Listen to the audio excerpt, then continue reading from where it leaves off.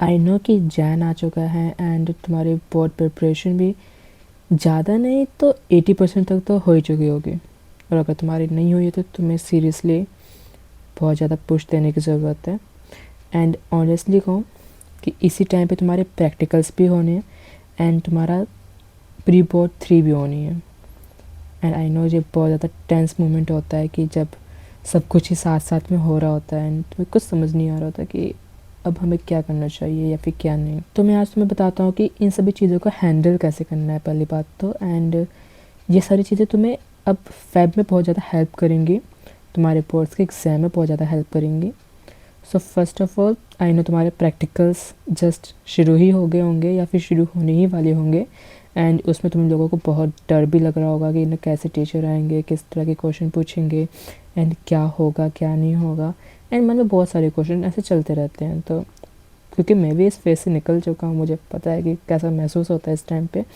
And बस ये हमारे मन का डर होता है कि प्रैक्टिकल्स आने वाले हैं, प्रैक्टिकल्स में पता नहीं क्या हो जाएगा। पर ज़्यादातर जो टीचर्स होते हैं वो बहुत अच्छे होते हैं एंड सीरियसली बोलूँ प्रैक्टिकल्स के नंबर फ्री के होते हैं। सीरियसली वो 20 या फिर 30 मार्क्स वो फ्री के होते हैं। आई मीन कि हाँ, ज़्यादातर जो हमारे जो प्रैक्टिकल के नंबर होते हैं वो 20 होते हैं एंड कुछ कुछ सब्जेक्ट्स होते हैं जिसमें 30 होते हैं, तो मैंने इसलिए 20-30 बोला है। एंड अगर तुमने कुछ ऑप्शनल सब्जेक्ट्स लिए हैं तो उसमें तुम्हारे नंबर 70 तक भी जाते हैं, जैसे कि पेंटिंग हो गई। मैं तुम्हें सीरियसली बता रहा हूँ। एंड कुछ में 50 भी जाता है। तो इट्स डिपेंड कि तुम्हारा सिलेबस कौन सा है एंड ये तुम्हारे सब्जेक्ट पे डिपेंड करता है पहली बात तो, कि वो कितने नंबर का होगा। एंड ज़्यादातर जो मेन सब्जेक्ट्स होते हैं उसमें हमारा ये 20 ही होता है। एंड ऑनेस्टली बोल रहा हूँ ये 20 नंबर ना जो बहुत ईजी नंबर होते हैं। एंड अच्छी बात तो ये है कि जो तुमने फाइल्स बनाई होती है ना बस उन्हीं से सवाल आते हैं, तो इतना कुछ डरने की चीज़ नहीं होती है। ऊपर से ना टीचर्स भी मतलब कि बहुत अच्छे होते हैं एंड तुम्हारे जो नंबर हैं तो फ्री के ही मिलते हैं। ऑनेस्टली बोल रहा हूँ फ्री के मिलते हैं। एंड तुम लोग बोल रहे होंगे कि ना हाँ ऐसे जब हम लोग जाते हैं क्लास में एंड बच्चे जो आ रहे होते हैं उनसे हम लोग क्वेश्चन पूछ सकते हैं। मैं तुम्हें ऑनेस्टली बताता हूँ, मैं वो बच्चा हुआ करता था जिसका पहला नंबर आता था, जिसे सबसे पहले जाना होता था प्रैक्टिकल्स में।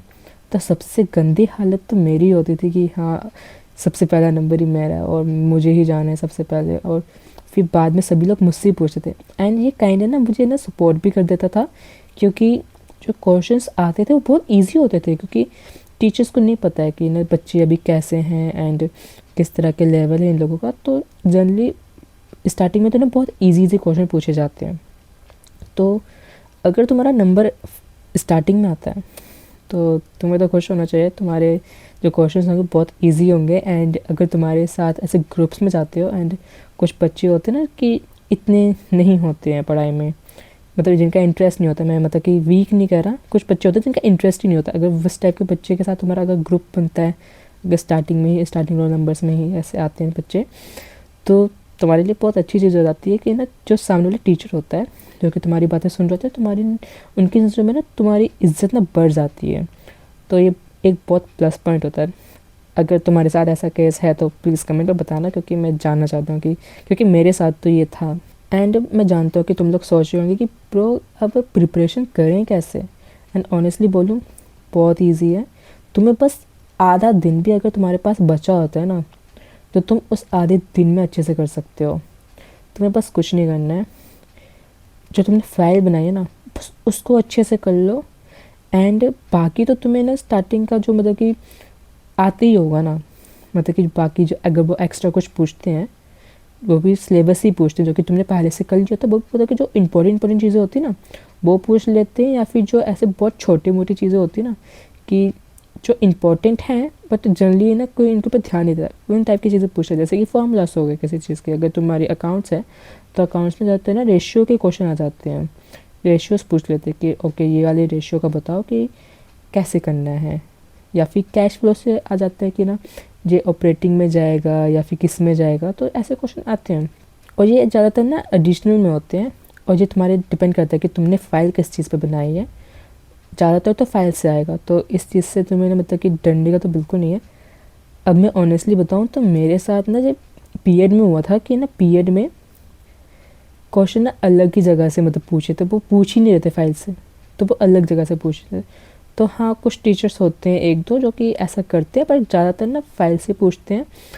ज़्यादातर क्वेश्चंस भी फाइल से पूछते हैं, छोटे मोटे क्वेश्चन इधर से पूछ लेते हैं, इधर उधर से बस। तो तुम्हें ज़्यादा डरने की ज़रूरत नहीं है। और अगर तुम्हारे पास आधा दिन भी अगर तुम्हारे पास बचा होता है ना प्रिपरेशन से, तो तुम उस आधे दिन का भी अच्छे से यूटिलाइजेशन कर सकते हो। तो ऐसे डरने वाली चीज़ नहीं है कि ना क्या होगा प्रैक्टिकल्स में और क्या नहीं, क्योंकि मैंने ऐसा देखा है कि कुछ बच्चे होते हैं जो कि 2-3 दिन तक लगातार बस प्रैक्टिकल की ना तैयारी करे जा रहे हैं, और एट द एंड क्योंकि ये नंबर फ्री होते हैं, तो उनके बोर्ड्स के नंबर जो होते हैं 80 में से मिलते हैं, वो फिर ख़राब हो जाती है कहीं ना कहीं, जो कि लॉन्ग टर्म के हिसाब से बिल्कुल भी सही चीज़ नहीं है। एंड मैं ऑनेस्टली बोलूँ तो तुम्हें अभी वाले दिन जो हैं उनमें ना बोर्ड्स की तैयारी एंड प्रैक्टिकल्स की तैयारी दोनों मिक्स करके चलना है। एंड ट्राई करो कि तुम रिवीजन इस टाइम पे जितना कर सकते हो वो करो, और अगर तुम्हारा कुछ रहता है तो उससे पहले कंप्लीट कर लो, फिर उसके बाद रिवीजन करो। जब मैंने दोनों के हिसाब से बताते जिनका हो चुका है एंड जिनका नहीं हुआ है। ओके।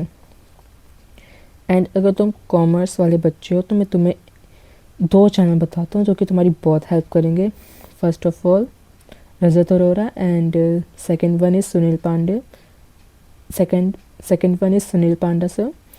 ये दोनों ही मतलब कि बहुत अच्छा पढ़ाते हैं। एंड मैं अपने टाइम पे मैंने सुनील पांडे से ना ज़्यादा मतलब कि मैंने अपने टाइम पे सुनील पांडे से ज़्यादा पढ़ा था बोर्ड्स के टाइम पे। एंड वो प्री बोर्ड्स की भी ना कराते हैं, मतलब कि जब बोर्ड्स हमारे शुरू होने वाले होते हैं ना, तो उसके पहले ना ऐसे 5 डेज सीरीज़ या फिर 7 डेज सीरीज़ ऐसे निकालते हैं, जिसमें कि मतलब कि जो बोर्ड्स के टाइम पे जब बोर्ड्स चल रहे होते हैं उस टाइम पे जो पढ़ाने वाले होते हैं ना, उसके तुम्हें झलकी मिल जाती है कि तुम क्या पढ़ने वाले हो।